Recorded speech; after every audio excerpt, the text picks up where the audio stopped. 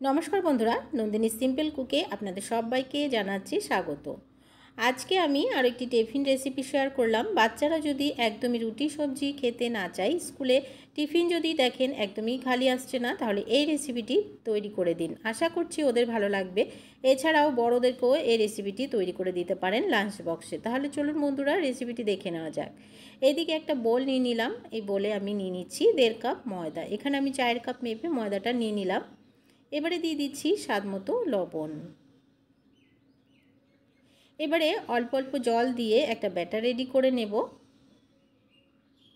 একদমই পুরোটা জল একবারে দেব না, অল্প অল্প জল দিয়ে ব্যাটারটাকে রেডি করে নিতে হবে। ব্যাটারে যেন কোনো রকম লাম্পস বেঁধে না যায়, সেই জন্য আমি এদিকে একটা হ্যান্ড উইস্কের সাহায্যে ব্যাটারটাকে রেডি করে নিচ্ছি।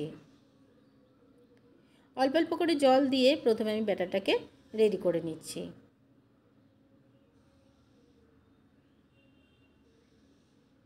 এই রেসিপিটি সকাল সন্ধ্যা যখন খুশি তখনই বানিয়ে খেতে পারেন।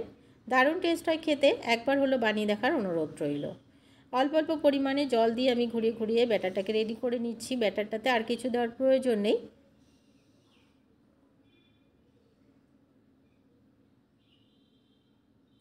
ব্যাটারটাকে রেডি করে নিলাম।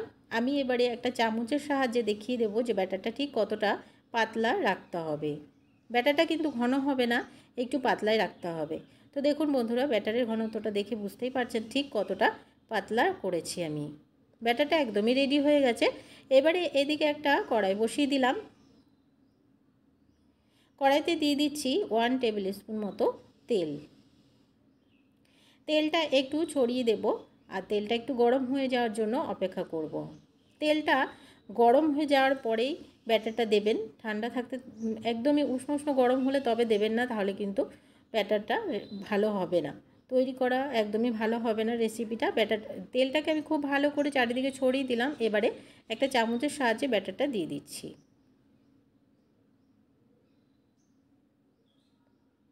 চামচের সাহায্যে ব্যাটারটা দিয়ে এবারে খুব ভালো করে একটু ছড়িয়ে দেব।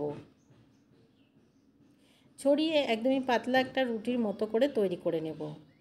একটু বড় সাইজ করে তৈরি করে নেব, তাহলে রেসিপিটি তৈরি করতে সুবিধা হবে। এবারে কিছুক্ষণ পরে দেখে নেব ওই পাশটা যখন একটু ড্রাই ড্রাই হয়ে যাবে তখনই উল্টে দিতে হবে। এবারে এই অবস্থাতেই এই পাশটাতে দিয়ে দেব একটা সেদ্ধ করা আলু। আমি পুরোটা দেব না, যেহেতু আমি এখানে 2-3টে তৈরি করব, তো একটা আলু দিয়েই তৈরি করব। অল্প অল্প পরিমাণে আলু দিতে হবে, খুব বেশি দেওয়া যাবে না।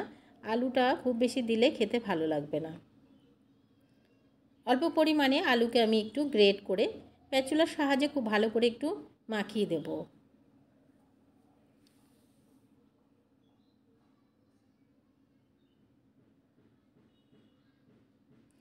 আলুটাকে খুব ভালো করে একটু চারিদিকে আমি ছড়িয়ে দিলাম একটু।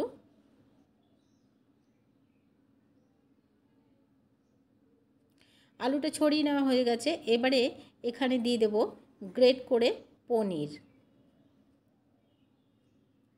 এখানে আমি ছোট এক টুকরো পনির নিয়ে নিয়েছি। পনিরটাকে আমি গ্রেট করে এখানে দিয়ে দেব। খুবই অল্প পরিমাণে পনির লাগে, খুব বেশি দেওয়ার প্রয়োজন নেই। অল্প অল্প পরিমাণে ছোট ছোট 2 থেকে 3টে টুকরো পনির হলেই হয়ে যাবে। 100-200 গ্রাম পনির এখানে হলেই হবে। এবারে পনিরটাকেও আমি গ্রেট করে দিয়ে দিলাম। এবারে এখানে কিছু মশলা অ্যাড করতে হবে, যেহেতু এখানে আমরা সেদ্ধ করা আলু দিয়েছি, পনির দিয়েছি, তো এখানে কিছু মশলা না দিলে একদমই ভালো লাগবে না। দিয়ে দিচ্ছি কাশ্মীরি লঙ্কার গুঁড়ো শুধুমাত্র একটু কালার হওয়ার জন্য, আর দিয়ে দিচ্ছি লবণ পরিমাণ মতো। লবণটা যেহেতু আমরা আগে একবার ব্যবহার করেছিলাম, তো এখানে লবণটা একদমই আন্দাজ বুঝে দিতে হবে। দিয়ে দিচ্ছি গোলমরিচ গুঁড়ো। ঝালটা যদি আপনারা একটু বেশি পছন্দ করেন তাহলে এখানে একটু কাঁচা লঙ্কা কুচিও দিতে পারেন। গোলমরিচ গুঁড়োটা দিয়ে এবারে দিয়ে দিচ্ছি চাট মশলা। একটু টকটক ভাব লাগবে, ভালো লাগবে খেতে। চাট মশলাটা দিয়ে দিলাম। এখানে যদি সস ব্যবহার করতে চান করতে পারেন, এছাড়াও পরেও সস দিয়ে খাওয়া যেতে পারে। এবারে উপর দিয়ে কিছু পেঁয়াজ আমি ছড়িয়ে দিচ্ছি। খুব বেশি দেওয়া যাবে না, অল্প পরিমাণেই পেঁয়াজটা দিতে হবে। এবারে উপরে আমি একটা কিউব এখানে আমি নিয়েছি চিজটাকেও গ্রেট করে দিয়ে দিচ্ছি।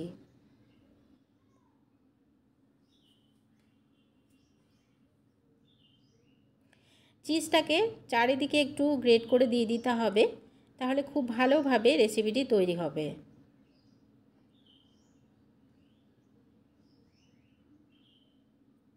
একটু বেশি পরিমাণে চিজটা দিয়ে দিলাম।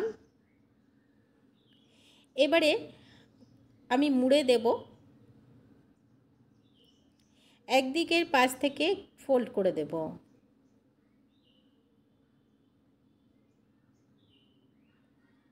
একদিকের পাশ থেকে ফোল্ড করে দিয়ে এবারে চেপে চেপে একটু বসিয়ে দিতে হবে। তাহলে কি হবে, যে চিজটা আছে ভেতরে খুব ভালোভাবে ছড়িয়ে যাবে আর একদমই খুলে যাবে না। তো দেখুন, এটা আমি একদমই রেডি করে নিয়েছি। এবারে উল্টে পাল্টে দুপাশটাকে একটু গোল্ডেন ব্রাউন করে ভেজে নিতে হবে, সেঁকে নিতে হবে, যেন ভেতরে যে জিনিসগুলো দেওয়া হয়ে গেছে সেগুলো একটু ভালোভাবে সেঁকা হয়ে যায়। এটা একদমই রেডি হয়ে গেছে, নামিয়ে নিচ্ছি আর বাকিগুলোকেও সেমভাবে তৈরি করে নিচ্ছি। সবগুলোকে আমি তৈরি করে নিয়েছি। এখানে আমার 3টে রেডি হয়েছে 1.5 কাপ ময়দাতে। তো দেখুন বন্ধুরা, রেসিপিটা একদমই রেডি হয়ে গেছে। খেতে দুর্দান্ত টেস্ট হয়। একবার হলেও বানিয়ে বাচ্চাদের দিতে পারেন, আশা করছি ভালো লাগবে। আজকের রেসিপি ভালো লাগলে অনেক অনেক শেয়ার করে দেওয়ার অনুরোধ রইল। নতুন বন্ধু আমার চ্যানেলে নতুন এসে থাকলে আমার চ্যানেলটিকে সাবস্ক্রাইব করে আমার পাশে থাকার অনুরোধ রইল। একটা লাইক করতে ভুলবেন না বন্ধুরা। আজকের রেসিপিটি কেমন হলো অবশ্যই কমেন্টস করে জানাবেন। এবারে আমি একটু কেটে দেখিয়ে দিচ্ছি যে ভেতরটা ঠিক কেমন হয়েছে। পাশে থাকা বেল আইকনটাকে প্রেস করে রাখবেন এ ধরনের রান্নার নোটিফিকেশনগুলো সবার আগে আপনার কাছে পৌঁছে যাওয়ার জন্য। তো দেখুন বন্ধুরা, ভেতরটা কতটা লোভনীয় হয়েছে। এখানে যদি আপনারা আরও সবজি অ্যাড করতে চান, যেমন গাজর, ক্যাপসিকাম, সেগুলো দিলে অবশ্যই একটু ভেজে নিয়ে দিতে হবে। ধনেপাতাও দিতে পারেন, এগুলো আমার কাছে ছিল না তাই দিতে পারলাম না। আজকের মতন এখানে শেষ করছি। সবাই ভালো থাকবেন, সুস্থ থাকবেন। আজকের মতো তাহলে টাটা। চলে আসবো অন্য কোনো দিন অন্য একটা রেসিপি নিয়ে।